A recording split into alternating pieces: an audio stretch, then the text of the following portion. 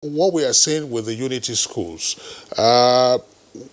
what is going wrong, or what has gone wrong with the Unity schools, so that there is a divergence now from the original objectives of why those schools were established? Yeah, thank you so much, Kinsley. Let me pick up from my principal. Gawan went to Sokoto and realized that the objective was achieved. And by the way, he instituted the National Youth Service Corps, right? That's right, 73. In 1974-73, a policy came up with two main objectives: unity, continuation from secondary school into the production of qualified teenagers to feed into our universities, and then at the same time provide the needed manpower into our production, in the economy of Nigeria. Then the second point is the unity. Now, he started that objective that was dissolved in 1982-83 with the introduction of the 6334 system. Now, that's a policy. And it was realized that there was the 6334 system introduced a process whereby you are supposed to learn, in addition to English, 3 other major languages, depending on where you're coming from, either Igbo, Yoruba, or Hausa, as part of your academic training, in such a way that the process of integration can be faster. Between that period and now, there had been some policy somersaults, and the society is overwhelmed with the urbanization, the growth of our urban centers. You could agree with me, sir, that over the past 10 years, the population growth, those moving to urban areas, had doubled. Infrastructure had been so low, teachers are not being paid well, and it's just chaos. Students, pupils are learning under trees. You just wonder what is happening. The infrastructure and the provision of learning aids have not been able to match the number of age-going students or pupils into our schools. And that is a very fundamental point which we have not been able to address. Successive governments have not been able to address. And apart from that, I seriously believe there should be some teacher training opportunities for increase in knowledge, best practices, so that our teachers, apart from being paid well and promptly too, they should be trained to be able to impact knowledge. You can't give what you don't have. And teachers are not being trained. We have to be very sincere and address the issue head on. No, well, I don't know. Fadeke, I mean, you indicated a while ago that Mrs. Fadeke Ayo Ojajuna, you indicated a while ago that you've taught English, outside the country. As an alumna of a Unity school, I mean, there's a presumption that you are in touch with your old school, along with some of your other colleagues. Yes, I'm PRO. What do you find wrong with your school and indeed other Unity schools in the country today? It's a pity our school is now extinct. It was closed in 1982. And I think they should revisit that. We have this problem now where students finish from school at 16, not matured, and are thrown into the university. And look at the chaos we have even at universities now. During our time, it was like a stopgap. You went to do A-levels. You are a bit more matured to go to university. I remember even the DJ, Yakubu Ibn Mohammed, who is like a senior brother to me. When he finished school, he was not allowed to go to university. His principal told him he needed to go and do HSC. And that was why he went to St. Louis to do his HSC. So he was better prepared to go to university. What do we have now? You have 16-year-olds. They get there, at any small challenge. That's why you have cultism. You have all sorts. Because they are not matured enough for that institution, unfortunately. And I also have something to say about teachers. I am a bit disappointed that when you look at the typical JAMB form, You have first choice, you have university. Second choice, you have polytechnic. And then third choice, you have college of education.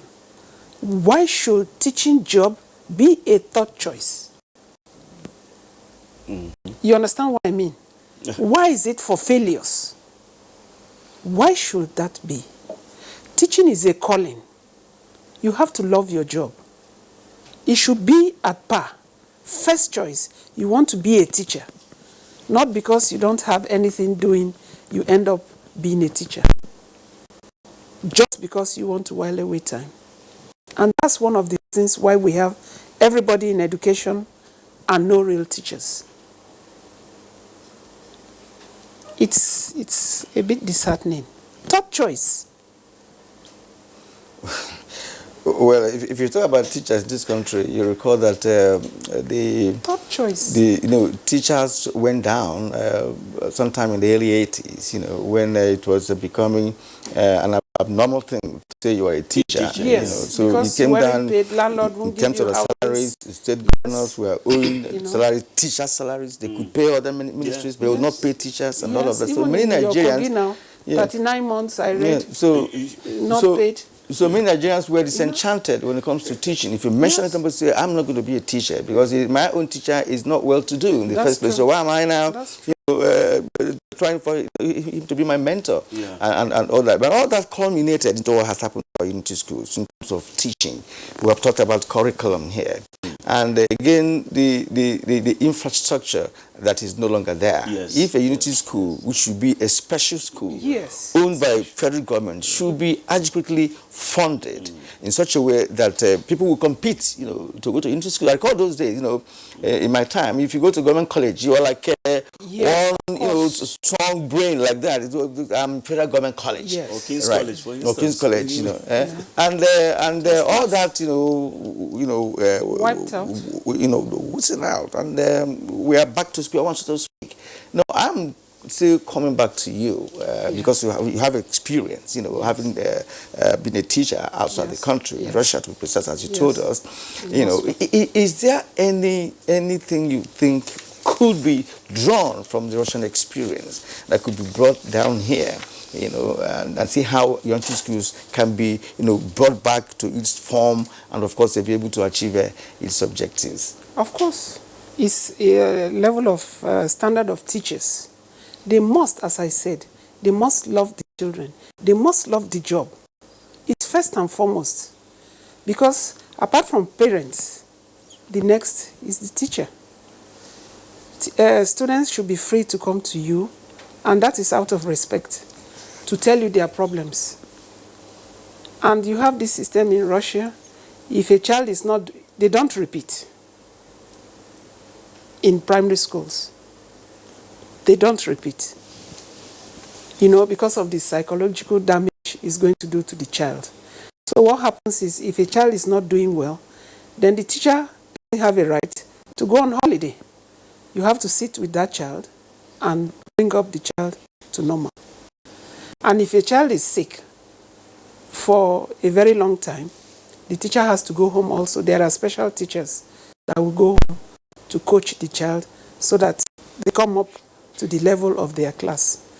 But here, you just discover nobody cares. If you are sick, you're just on your own. If you are in hospital, there are teachers who go to hospitals to go and coach these children. They must not be lagging behind. The psychological damage done here, that's why you have a lot of dropouts. Not because they want to. You imagine a child goes to primary 1, makes friends, they are all together, and then some people advance forward. In fact, we had a case in just of recent. The boy had a girlfriend, and the girl passed, and he didn't. He took snipe. He said, how can his girlfriend extend to the next class? And he was asked to repeat. We have to think of the psychological damage, which we don't have here. In every school, there must be a psychologist. As we have in Moscow, in Russia, there must be a a psychologist. I think they call those ones guardians and counselors now. Counseling, I think I don't know whether I don't know they are if we supposed to them. have, but Yes, they are whether supposed to indeed have. yeah, but whether they actually exist is a different issue. Chief Onoja, back to you. King's College old students, have on their own tried to ensure that the glory of the school doesn't fade. There was a time, nobody went to King's College. King's College was no longer a school of choice. I'm sure you recall that. But then the old students have tried their best. What exactly has worked in terms of seeking to rediscover the old glory of King's College that other unity schools might benefit from? Well, thank you very much indeed. King's College, of course, was the first. And we pride ourselves in saying the first, the best, and the icon. King's College fulfills the promise to this country. When King's College started, teachers were given the right place in society. The first principal of King's College was Mr. Lomax.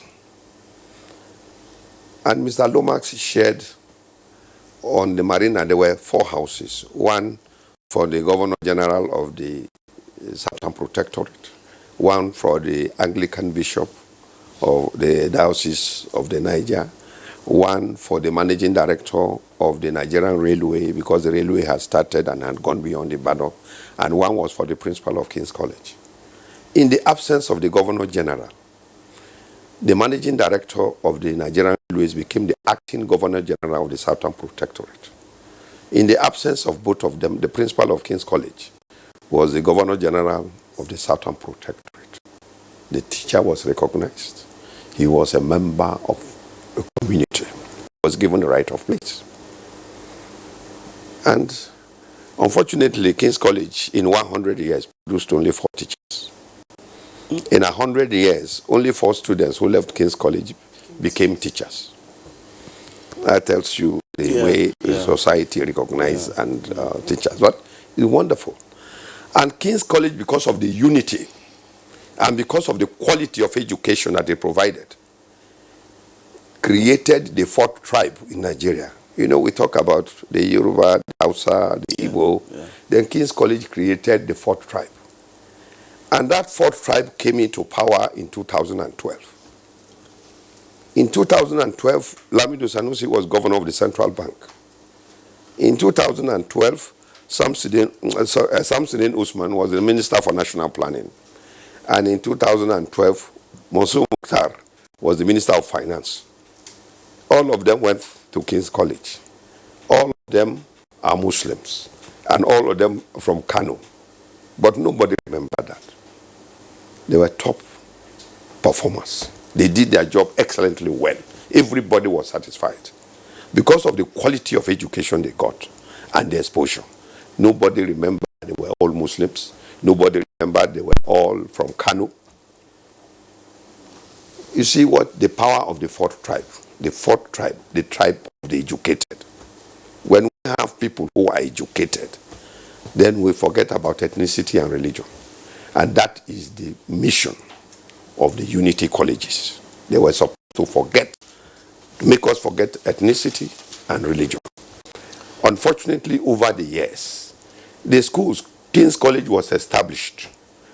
Queen's College was established. Federal Government College Sokoto was established. Federal Government College Warri was established. But after the 12th that Yakubu Gowon established in 1973, others were cited for political reasons. And there's a difference between establishing a school and citing a school. When you establish a school, it's like planting a flower. You water it, you make sure you nurture it, you make sure it turns out well. So the schools that were cited, the teachers were posted there, and the structures were haphazardly done, and nobody looked back. And so they are neglected. Like I told you, there's no planning. Education has never been our priority. And until education is our priority, we can never make progress. So they were abandoned. When I was in the Federal Ministry of Education, principals were posted from the Federal Ministry of Education, appointed by the officials of the Federal Ministry of Education. But today, to be a principal of a federal government college, I'm not sure if all those posted come from the Ministry of Education. Some are posted from the Senate, some are posted from the House of Representatives, some are posted by influential members of the community. So the quality of teachers has also gone down. But of course, we still have the best of teachers in the federal university colleges. And that is why some of us think, so that we do not lose them, there is an urgent need to extend the service of teachers. So probably 65 years, so that we don't lose the quality of education that we have now. We should do that. And states are not taking education seriously. Unfortunately, a few of the federal government colleges have become glorified community secondary schools. There are states that nobody goes there. So you only get a few people and a lot. And we want to thank the Igbos for this one. Any federal government college you go, you will find one or two Igbo people there, the traders and all that. People don't go there. One, security has become a problem. Yes. Two, the recruitment of teachers. If Mr. Nwankwo is the principal of federal government colleges, Maiduguri, somebody in Enugu will be happy that, well, the principal is Mr. Nwankwo. When my son goes there, he will have somebody he can relate with. If for nothing else, he will see somebody who dresses like his father. And today, it's become, they have, by some arrangements, that people don't advance according to the quality and according to competence and according to character and according to capacity and according to capability, and people are appointed principals. People have lost confidence. These are things we must revisit. And in any case, like I said, we need to have educational planners. We must salvage the unity schools, because the hope of this country lies in the quality and the I just program. wonder what Chief Onoja is saying. Isn't it the same story you find with federal universities? A vice chancellor will have to come from, if it doesn't come from the village where the university is sited, then it's a problem. It's not just that. Even in the religious fairs, sometimes if a bishop does not come from a particular place, people say, no, we reject him. So it's been a Nigerian thing, if you ask me, and many others have argued in that direction. Let's come to Baraka. Yes. You wanted to add to what has said. Yes, I wanted to ask you another question, but go ahead. Before you ask me, because I want to build on what my principal said. And that's the basic, most important reason of us gathering after 40 years, products of that kind of unity schools, to brainstorm in 2 days' time, this Saturday, to sit down, 150 of us, from 58-year-olds to 60, 62, 40 years down the line, to sit down and say, what's happening? The kind of relationship he's saying that we enjoyed 40 years ago in the late 70s and early 80s are no longer there. Now we want to sit down and after retiring and say, look, let's have a flashback, let's reminisce and find out what is wrong, so that we can present a position paper, our thoughts to the government. And incidentally, the Secretary of the State Government, who is incidentally our colleague, but he went to Northeast College of Arts and Science instead of Federal School of Arts and Science, MUBI, is excited, and he will be our special guest of honor. Who is this now? Barrister Boss Mustafa. Okay, no, you said Secretary of the State Government. That's Federal Government. Sorry about it. Right, sorry, yeah, thanks for that correction. I apologize. And we invited the Federal Minister of Education, who will be the guest, the speaker. Now, the idea is to prompt and start a process based on our experiences, and then forward the position paper to the Ministry of Education to see how we can reenact and bring those things back in the context of the current population explosion, in the context of broken infrastructure, in the context of lack of training for teachers and lack of teaching aids. All these things will be brought to bear so that we can now sit back and say, look, government, we need to do something about this. And don't forget, insecurity is very, very prominent and dear to our heart too. Yeah, I think well spoken. But still with you. Professor Noja raised a number of issues, very, very critical, and one of which is security you just mentioned, and now the recruitment of teachers. What is the methodology for recruiting teachers? Are there qualified teachers? Are there just maybe people who are graduates or who are professors without passing through what it calls normal training for teaching? Now, we also have a lack of qualified teachers, which we mentioned, then to poor quality of education, as well as a distortion of what the original design was, because unity schools were meant to be boarding schools, yes. But these days we have what we call day students, people who come from the outside, which many have said, look, this is a kind of will bring bad influence. When after school, some people go to the town and some remain in the boarding. When they mix up, there's a difference in ideologies and behavioral patterns, and those in the boarding, those borders could as well be influenced by those coming from the outside. So what has that done, in reducing the quality generally of what we have today in schools? Two reasons, basically, among several others. One, they are, as she said, they are not motivated. They don't have they don't fit into the society, and they don't make their basic needs. You can't be hungry and not satisfied and not feed well and go and teach a kid or a school, or be a principal in a school, or a staff, or a teacher. You must make teachers comfortable, and you must insist that they must be trained so that they can impact. And whether we like it or not, there must be a policy now from the federal government to ensure there is a kind of, we call it emergency thing, in such a way that we look back and absorb those students or those pupils, age-going pupils on the streets into schools. Somehow, within the next 5 years, there must be a concerted effort to make sure all these students, including teachers, are given immediate and adequate education. Okay, but Barker, thanks. I just would like to return to Chief Onoja. I wouldn't know whether Fadeke was in the country at the time. You haven't been in Moscow or elsewhere in Russia.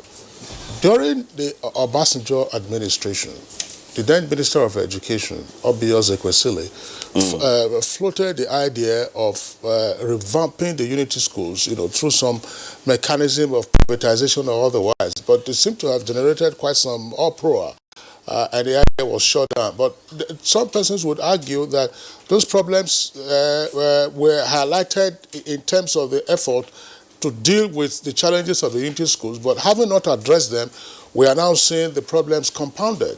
What are your thoughts? Yeah.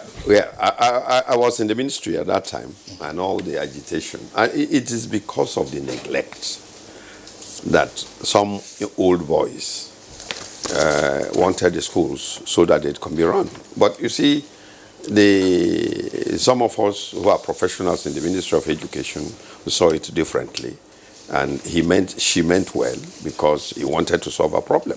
But there are other ways of solving the problem. Like I said, if there was educational planning, and if educationists were in charge, were involved in planning, then we will make progress. But because of the heavy dose of politics that has come into education, this has really damaged education beyond. I'm not going to say beyond redemption, because we can still redeem education, even though it's because this. But the problem that we have with education is the inability of the local governments and the state governments, because education is on the concurrent list, to play their own role. And I must specifically say that in the northern part of the country, a lot of the leaders we have are only paying lip service to education. There are some states in the north where there are 3 federal unity schools: Federal Government Girls College, Federal Government Colleges, and Federal Science and Technical Colleges. And less than 100 people sit for the examination to enter into these schools. I'm not saying 100 passed, but less than 100 sat for the common entrance examination to go to the institutions. Why? They have been neglected. The governors are not paying attention to education. They are not playing their roles. The local governments are not doing anything to promote education. And they say there is no money for education. For God's sake, there's so much money in this country for education. That money that you use to send people to go to Hajj or go to Jerusalem, that is money for education. That money that is for to build airports in places where nobody goes to, that is money for education. That money for building new government houses, that is money for education. And there's so much money for education, and we're not using it. And it's the lack of it. We spend so much money now for insecurity, to kill terrorists. But we can still less money to kill terrorism. The only way you can kill terrorism is education. Education can kill terrorism. But bullets will kill terrorists. They will keep on coming. So let us invest money into education, because that is the only thing. If this country has to have any priority, to use the words of Tony Blair, our number one priority should be education. Our number two priority should be education. And our number three priority should be education. Because only education can get out of this insecurity. How do we fight insecurity? The Federal Unity Colleges will bring us together. We will not see our differences anymore. I have given the example of what King's College has been able to do. Yeah. Kira, I know you have a question. I was just wondering, look, some persons would argue, several decades on, the dynamics of the country have been altered. Yes. Politics has come in, as Chief Onoja has indicated. But you also find new pressures, economic pressures, and then, of course, the security issues and ethnicity and tribalism. That in the past, where it was convenient for a father, to put his child on a vehicle and say, "Look, go to Sokoto, federal government college Sokoto, and come back." No parent is willing to risk that today. Are you with me? But the economics of it, who should continue to fund federal government colleges or the Unity schools? Virtually the students in the past, the pupils in the past were on scholarship, virtual scholarship. So who should fund it? Now the cost of education has gone up. So where should the funding come from? You also find that crisis in tertiary education. Are we also looking in this direction? I think the federal government should. Where would the money come from? There's money. You see, when people say there's no money, he I answered the question. There's He money said the money used that is spent to on fight terrorism, for instance, the money used to build airports, the money used to build government houses. There is money in Nigeria. It's just a matter of reorganizing our priorities. So that should be ABC, education, education, education. Now, I must quickly add, that the current federal government has started by stabilizing the polity and the economy and security. Corruption is on the downtrend. Insecurity. I'm from Adamawa State, and I worked in Maiduguri. It's virtually peaceful, except some few pockets of, and schools are a little bit safer now. We can build on that by ensuring the local government and the state government provide enough funds. Of course, the federal government will have to do that. Enough funds to meet these needs and cut down on frivolities in court, because a governor will say this is not, as far as he's concerned, he has a political mandate to execute what he promised the electorate. There should be a will.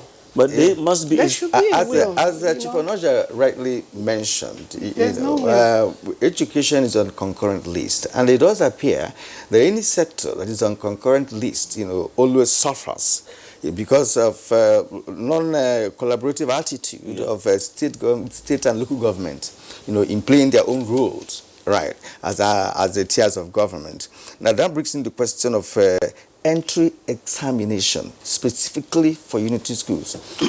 Madam, should there be a special entry examination for those who wish to be in Unity schools? We normally take common entrance examination, which is general, and some have thought that, well, after general examination, look at those that has higher marks, from different parts of the country, and perhaps post them to different Unity schools. But now you set a special examination just for them, and as Chief Onoja pointed out, not many show up for such examination. So is it not part of the reason into schools are going down? I want to hear from Faleke. Yes, when you talk about unity schools, we are talking about secondary school.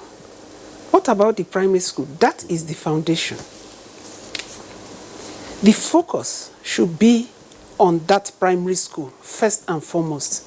Because if you have them, you won't be lagging there. You understand what I mean? That is the base. That is, if the foundation is not strong.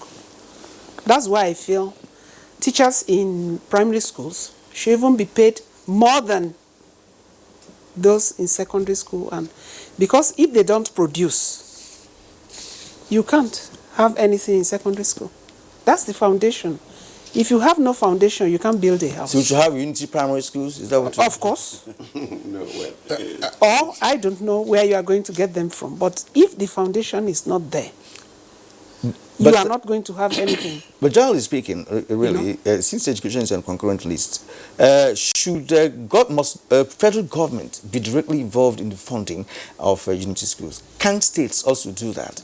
Or should that be a kind of synergy? You also have government secondary, government schools, but as usual, it's the same thing. You have 60 in a class, where you 80. have them 80 now. 80 in a class. What do you expect? Well, I don't know. I want to pursue this issue of the economics of running the schools. Chief Onoja, look, we have seen an explosion in our population. Yes. Are you with me? And the schools have grown in number. The federal government also has a lot on its plate.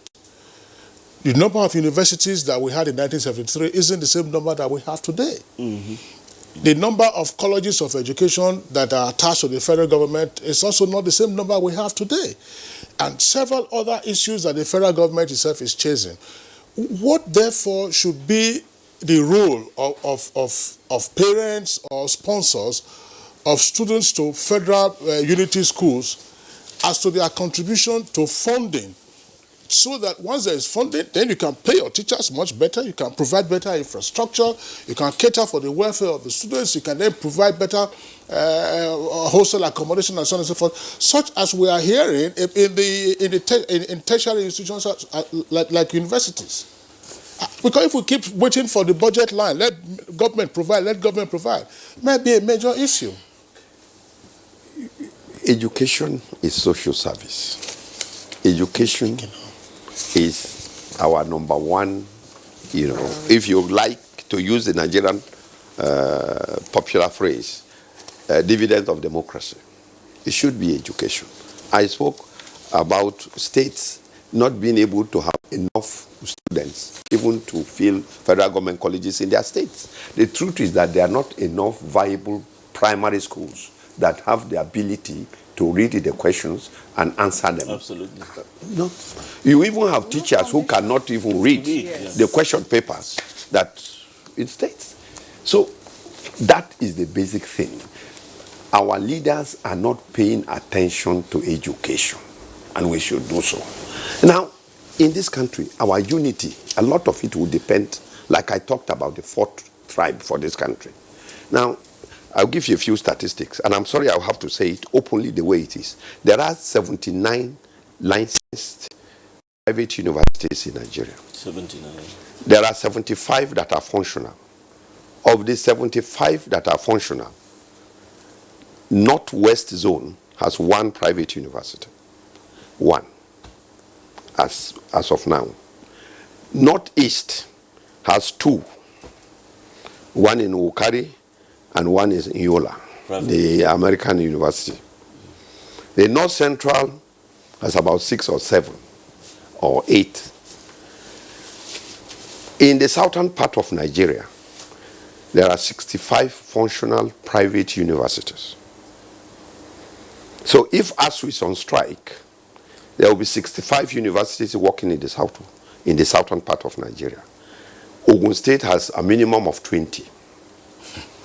That's my state. Right? There are 50 polytechnics, privately owned. 11 of them are in the northern Nigeria. Of the 11, 5 are in Benue State. Another can go on to colleges of education.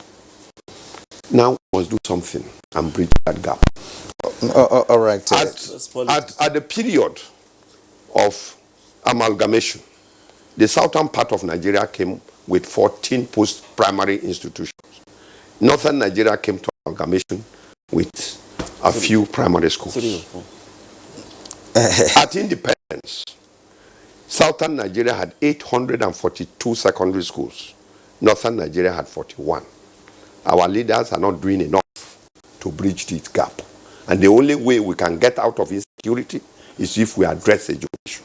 All right, It's the only way that will move us forward. All right, Chifanoja, that's well taken. I'm so excited about the statistics you are rolling out so easily and convincingly too.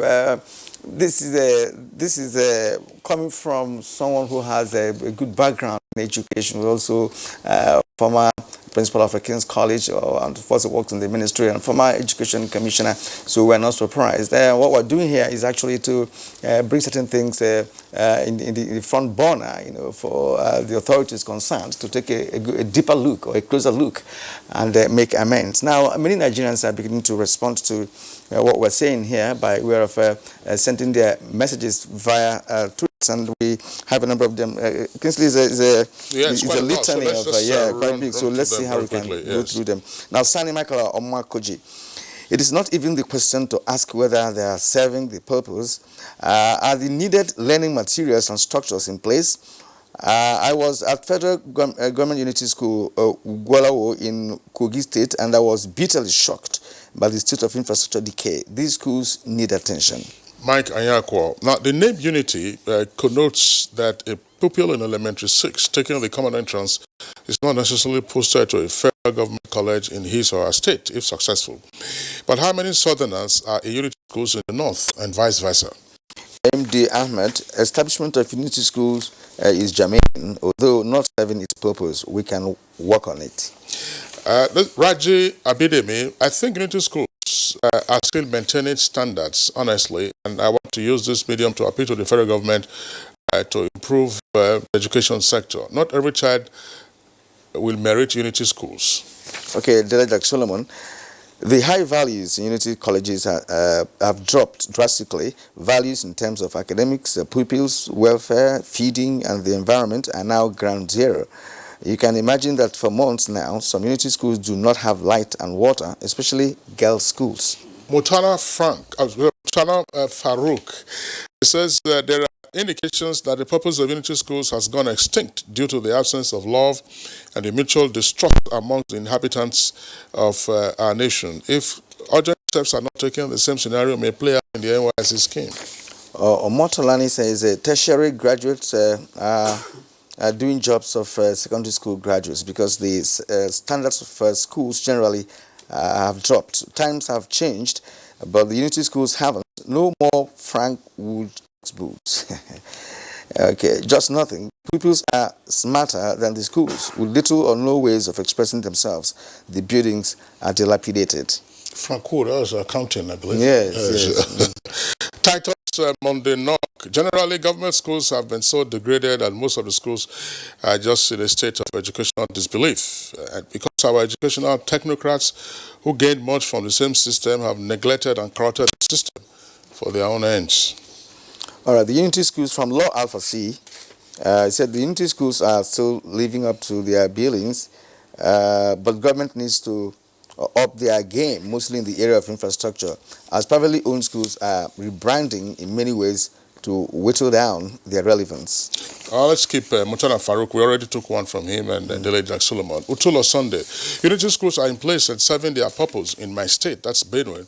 Now, what is needed is the enhancement of infrastructure so that the students can cope with modern-day realities. Abbas Abubakar Saad, federal schools were established to promote, to promote unity and national integration, but sadly, the purpose was compromised. The standard is affected due to lack of funding, teacher quality, infrastructural and teaching facilities, emphasis on certificate rather than competence. Mike Anyakwo, using my 2 girls that recently graduated from Unity schools as an example, I will unequivocally vouched that the standards are still very high, as they are doing very well at their universities in the U.S. with a lot of scholarships. Standards should not be compromised. Which of the Unity schools he didn't state? Okay. Now, first of all, Kimber, Unity schools were established to promote unity and integration in Nigeria. Sadly, the schools have lost their attractiveness due to unfair admission policy, poor funding, deplorable facility, and poor quality. Federal government should effectively fund the schools to bring them back to standard. Badamasi Adamu says, with education failing frequently, the Unity schools of today cannot be compared to those of yesteryears. Mangai Amadu, politicizing admission process, poor feeding system, and regional insecurity are major obstacles to growth and development of the Unity schools. Alas, man, I'm a product of Unity College, and I know the fund teaching. Teaching and tuition was free. Everything good impacted us, but today nobody wants to go to Unity College. Okay, just Chris Simeon, if federal government continues showing neglect and like a discal attitude towards Unity schools, honestly, private schools will take the lead in due course. All right, so on that note, we'd like to thank our guests who've been with us on the program this morning. Chief Sylvester Anoja, former principal, King's College, and former commissioner for education in Kogi State. Always very passionate about education. Thank you for being with us on the program. We also would like to appreciate Mrs. Fadeke Ayo Ojajune. Also, she's an alumna of a Unity School. Thank you very much for being with us on the program this morning. Let me use this opportunity. Sorry, we are pressed for time. All right. We also would like to appreciate another alumnus of a Unity School. That's Barka Madziga. Thank you very much for being with us on the program. Kingsley, thank you so much. All right. So it's Good Morning Nigeria. We'll take a short break very quickly. When we return, we'll go ahead with our second topic for discussion this morning. You wake up in the morning before you start your day. Breakfast time is chaos time. For work and for play, for a great start to your day. Breakfast time is chaos time. We always start our day with a nourishing Kellogg's breakfast, powered with the goodness of grains and 11 essential vitamins and minerals. So in our family, breakfast time is Kellogg's time. Breakfast time is chaos time.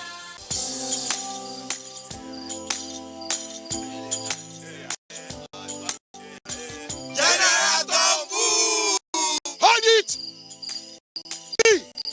I don't comot my hand from oil bunkering. General, what you gonna yarn? What did the yarn serve? I don't understand though. Because they spoil our water and our environment. And they cause our people serious harm. Militants said, you know good. Me, I not do again Sam. Because why? Change begins with me. This message is brought to you by the National Orientation Agency in conjunction with the Federal Ministry of Information and Culture.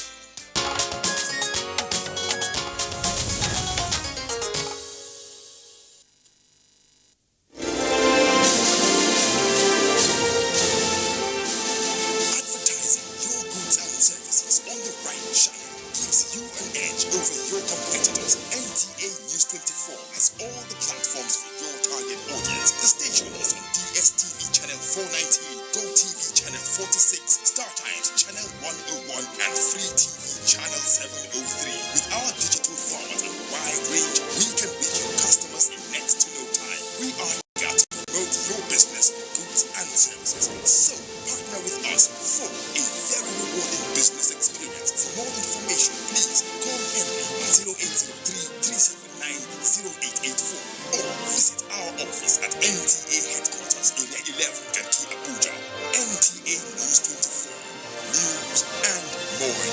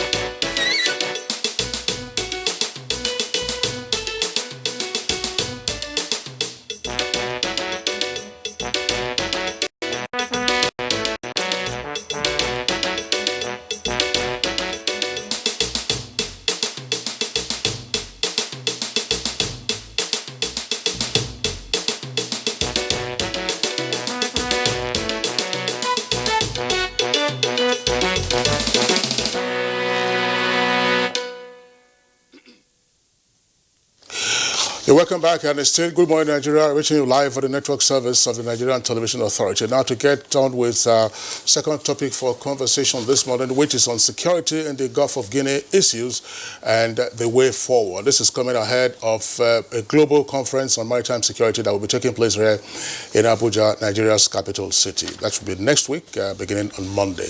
We have two guests with us in the studios. First, let's welcome Dr. Dakuku Peterside. He's Director General of NIMASA. Thank you. Pleasure to have you again on Good Morning Nigeria. My pleasure. Okay. And good morning, viewers. All right. Also here with us in the studios today, we captured him in Abuja. Usually he joins us from our Lagos Network studios. Hassan Bello, Executive Secretary and CEO of Nigerian Shippers Council. Thank you. It's a pleasure to have you with us on the program. My pleasure. All right. So let's begin with NIMASA, who is the regulator of blue economy in the country. Why are we hosting the Global Maritime Security Conference? Thank you very much. There are many reasons why we're hosting the Global Maritime Security Conference. One, which is a soft issue, is the perception, and I like to emphasize the word perception, meaning that it's not real. The perception that Nigeria is the hottest spot for piracy and maritime crime in the world today. Or, on a regional scale, that the Gulf of Guinea is the hot spot of piracy and maritime crime in the world today. The second reason is that it is acknowledged globally that the economic implications of piracy and maritime crime is enormous, and that Africa, more than any other continent of the world, and precisely the Gulf of Guinea, faces this challenge. It affects our economy. Unfortunately, we have a peculiar situation. The backwaters of the Niger Delta has become a theater of war where criminals steal crude, aided by foreigners, where we have kidnapping for ransom. We, of course, have serious security incidents in the backwaters of the Niger Delta. And so we decided to take leadership in the Gulf of Guinea and the continent of Africa, bringing the whole world to Abuja to define the precise nature of the security challenge we face in the Gulf of Guinea region, to also find solution to the challenge and agree on a roadmap to dealing with this issue at the national level, regional level, continental level, and global level. We acknowledge as a fact that there are continental frameworks to deal with maritime security, the Africa Integrated Maritime Strategy. There is even a global framework, the United Nations Convention of Law of the Sea, UNCLOS, and suppression of unlawful acts at sea. There are also regional frameworks, including regional institutions, the Interregional Coordination Center in Yaoundé, the Yaoundé Architecture. There are, of course, the Nigerian Total Spectrum Maritime Security Strategy. So it's not for lack of frameworks. It's not, again, for lack of institutions.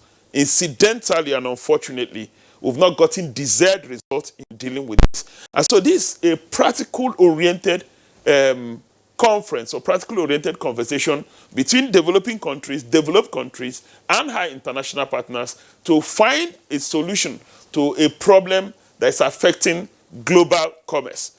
You're already aware that 90% of global commerce is conducted via seaborne trade. And so whatever affects seaborne trade affects global commerce. And global commerce has direct impact on development and quality of living of a people. We're a country that depends on import of finished products and export of natural resources and agricultural products.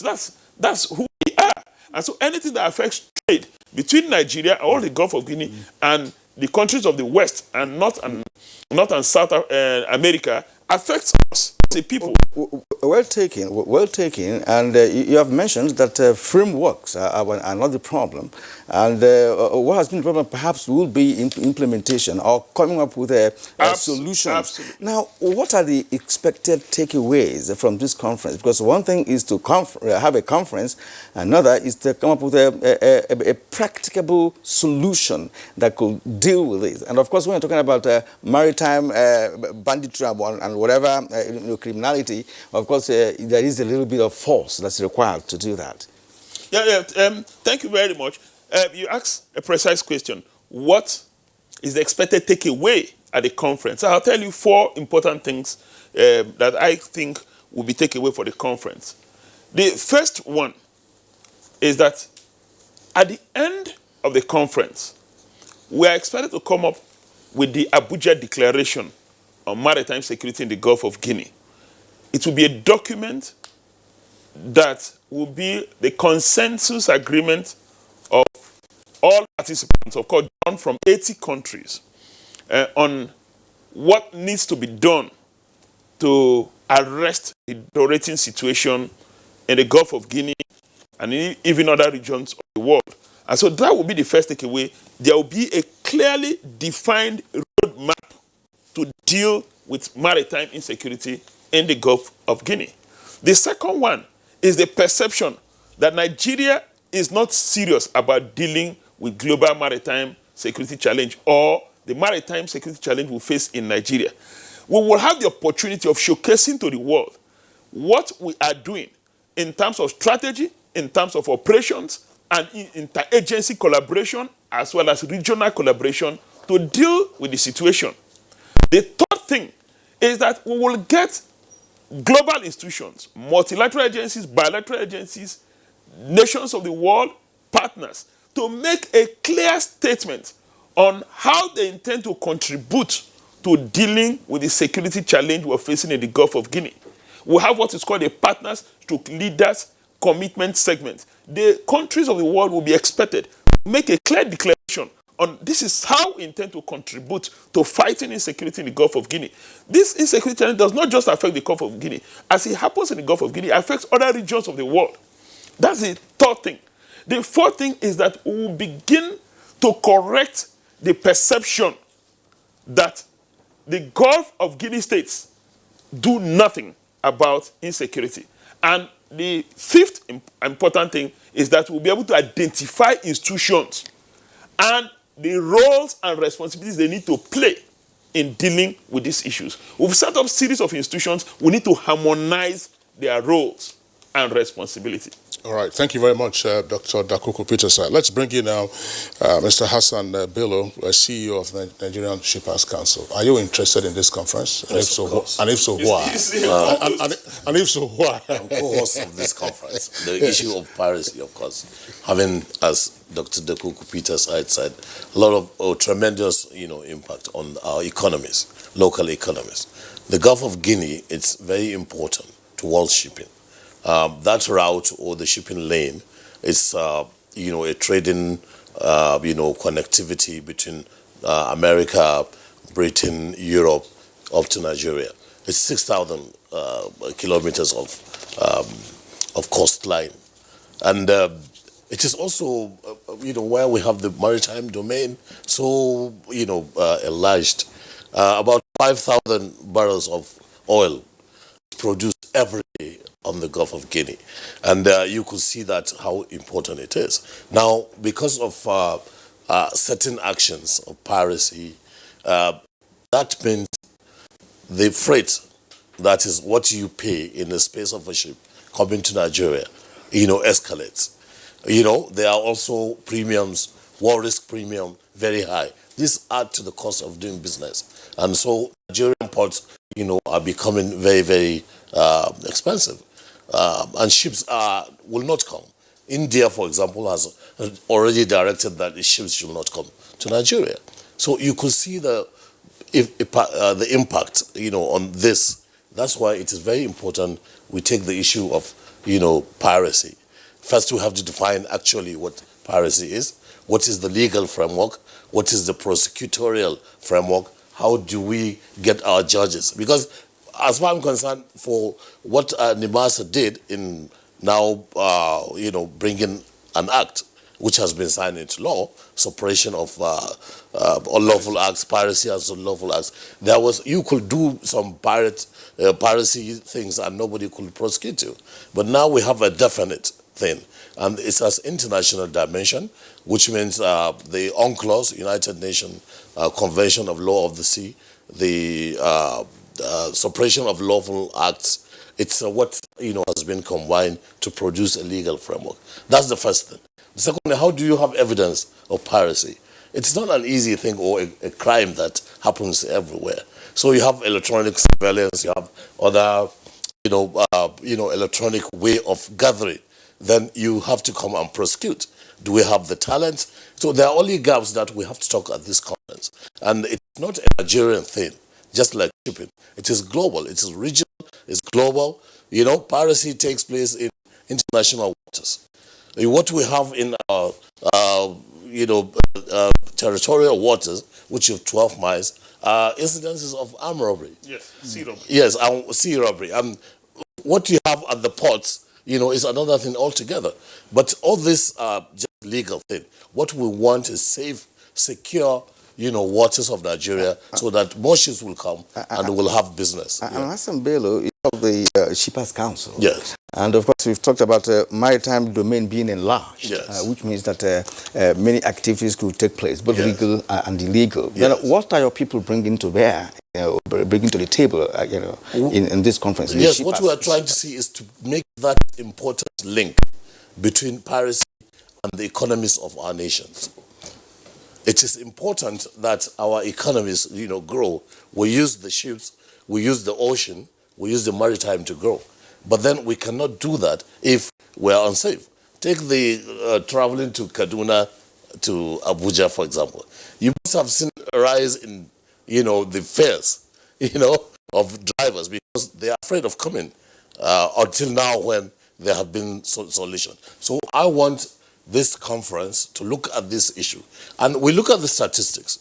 Maybe after the conference in 2 or 3 months, it drops. The incidences of, armed robbery or piracy drops. And then I have the bragging rights to tell, everybody that don't, charge insurance premiums high because of goods destined for Nigeria. Yeah, I think the point was made once when we took on this on Good Morning Nigeria, that part of the reason why the ports on the eastern flank of the country were less patronized than the ports on the western flank, in particular Apapa and Tinkan, had to do with issues of security and then the higher premiums that the shippers needed to pay. Dr. Dakuku Peter said, very briefly, of course, discussing security implies multi-sectoral approach. You need to have your security agencies, intel, and those with the firepower, not just for the states, but indeed for the participants. How much of this has been attracted to the conference next week? Thank you very much. Let me start by agreeing with you that dealing with the issues of piracy and maritime crime requires interagency collaboration and regional collaboration, 2 dimensions, interagency within the country and regional collaboration. It's important to also say to you that the conference is being hosted by the Ministry of Transport and her agencies and the Nigerian Navy. As I speak to you, we're expecting 8 chiefs of naval staff from countries of West and Central Africa.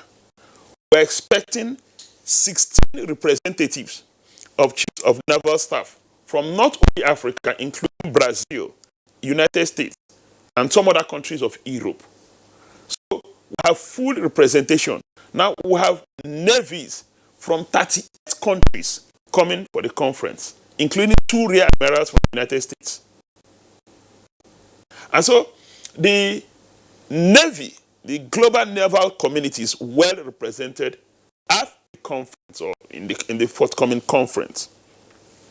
Aside from that, we're also bringing the head of the Coast Guard of Liberia, head of Coast Guard. We're bringing Coast Guard from 27 countries are coming for the conference. We have clearly confirmed over 500 foreigners coming for the Global Maritime Security Conference. Over 2,000 persons have registered for the conference. Yeah. And so we are bringing everybody to the room. We're actually finding out when is it taking place? The conference commences on the 7th of October, which is Monday, the beautiful city of Abuja, the International Conference Center, and will end on the 9th with the leaders to partners commitment segment and, of course, the issuance of the Abuja Declaration on all right. maritime security. Yes, after that, we hope to have you back on this platform, for us to now, evaluate how the conference went. Not just the conference. We expect a significant drop in maritime crime and piracy activities. All right, thank you very much, Dr. Lekuku Peter-Sai, Director General of NIMASA. It's been wonderful talking to you this morning, and of course, our friend from Lagos, Hassan Bello, Executive Secretary and CEO, Nigerian Shippers Council. Thank you. It's been good talking to you. Thank you very much. All right, now next is sports. Super Falcons acting head coach Chris Danjuma said the team will fight for an outright win against Cote d'Ivoire in their Tokyo 2020 Olympics second-round first-leg qualifying clash in Abidjan. Danjuma states further that a win is non-negotiable as the Super Falcons want to make the return leg in Nigeria on Monday and issue one for themselves. Thursday's encounter will take place at the Parc du Sport d'Utrechtville at 4:30 p.m. Nigerian time. Novak Djokovic stepped up a gear at the Japan Open on Wednesday, fending off a tough challenge from Japanese wildcard Go Seda 6-3-7-5 to advance to the quarterfinals. The world number one said he had no problems with the injured shoulder, which forced him out of the US Open as he looks to face French fifth seed Lucas Pouille at the Ariake Coliseum, a venue of the Tokyo 2020 Olympics. Djokovic was cruising to victory until late in the second set, when the 35-year-old Japanese player put up a tenacious fight as the Serb began missing many of his first serves, reducing his 5-3 lead to 5-5. But Djokovic snapped back in form and took the final two games without giving a single point away, ending the match in just over 90 minutes.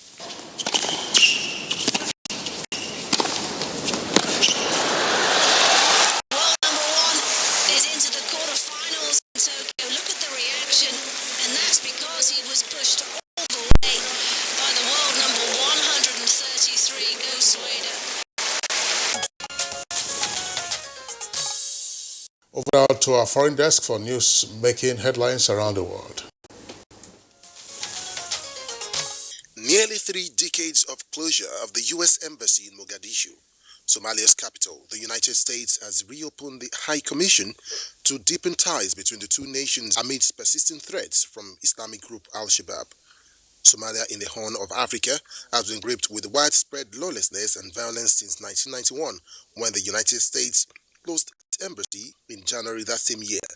In a statement, the U.S. Embassy in Somalia said the move would help advance stability and development in Somalia. The reopening of the embassy builds on the re-establishment of a permanent U.S. diplomatic presence in Mogadishu. Now, elsewhere, the U.S. President Donald Trump has lashed out at congressional Democrats after they vowed to summon the White House to produce documents this week. Committees are demanding documents relating to the administration's dealings with Ukraine, which is now at the heart of an impeachment inquiry. The president accused Democratic leaders of dishonesty and even treason. Democrats have defended the inquiry, which focuses on a phone call between Trump and Ukrainian president. Well, and that's a Good Morning Nigeria for today. We thank you for watching, and do return again tomorrow when we're back here with your fresh edition. My name is Kyrian Umayo. And I'm Kingsley Osadolo. Thank you for watching. See you tomorrow.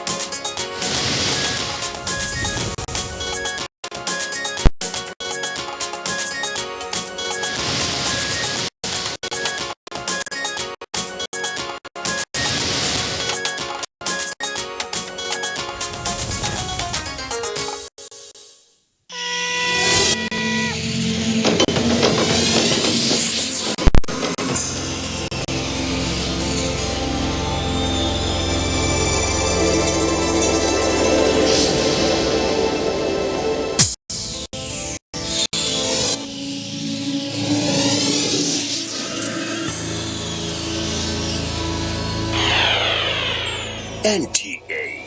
You can't beat the reach. You can follow us on all our social media platforms: Facebook at NTA Network News, Instagram at NTA Network, Twitter at NTA News Now, YouTube at NTA News Online, or visit www.nta.ng. For live streaming, visit www.nta.ng/live. Now, you can stay updated on the go, be it on your TV, iPhone, laptop, or iPad, or download the NTA mobile application from your Play Store or App Store. NTA, you can beat the rich. These days, people get their news and information from more media sources than ever before. Some of the news and information given are fake, unverified, doctored, and manufactured to create confusion, stir disaffection, and cause disunity. Before you believe or share any news, ask yourself, is this real? Is it from a credible source? Is it verified or verifiable? Fake news is dangerous, whether you do it for fun or for political gains. Real people can get hurt. Fake news, don't create it, don't spread it. This is a public service announcement from NTA.